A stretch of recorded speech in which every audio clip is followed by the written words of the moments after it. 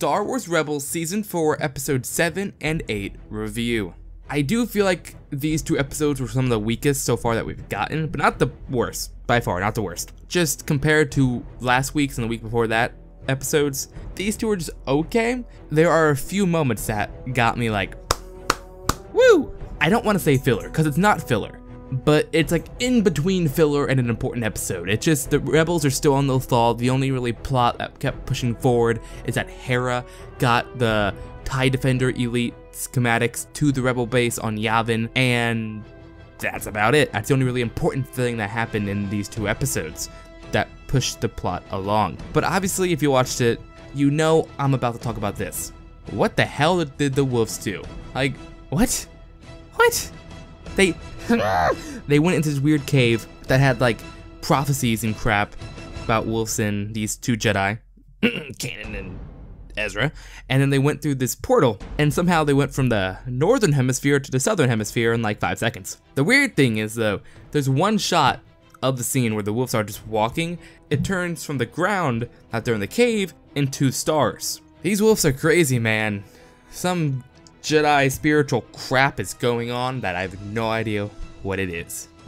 I've heard multiple theories from Star Wars YouTubers that the wolf is Caleb Doom's Jedi Master, that it's Ahsoka, incarnation of the light side similar to the daughter in the Mortis arc. It's just crazy, guys. Anyway, I could spend an entire video on the wolf, but this is a review, so I gotta talk about other things.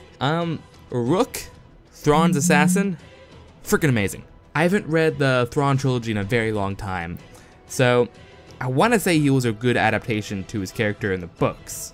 I didn't really think of him as like a scrawny character though. Whenever I read him, I always thought of him as muscular, tall.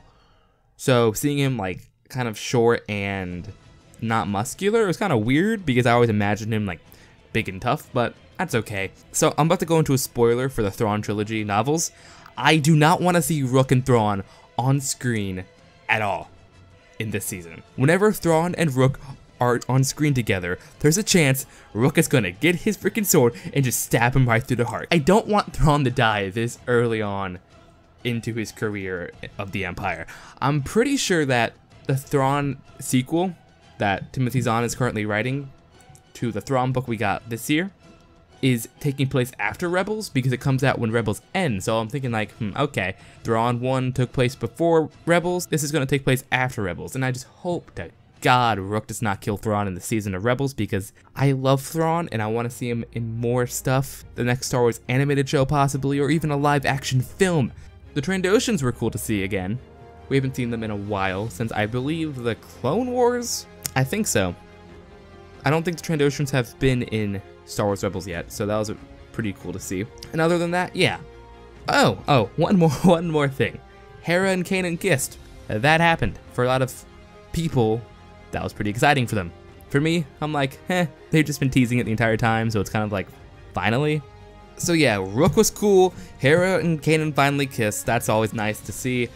The wolf is freaking crazy. I might do one video on the wolf just in general because that thing is just freaking, I don't even know what to say for that. Hera finally got the go-ahead to assault the Lothal, and for spoilers for the next episode, it doesn't go so well. Anyway, hope you guys enjoyed this review. If you did, drop a like, blast a like, and all that good stuff. And if you want to keep in touch with me on social media, the link to my Twitter and Instagram will be in the description below. Anyway, hope you guys enjoyed this video. If you are new, why don't you subscribe? For all things Star Wars, this is the First Order, signing out.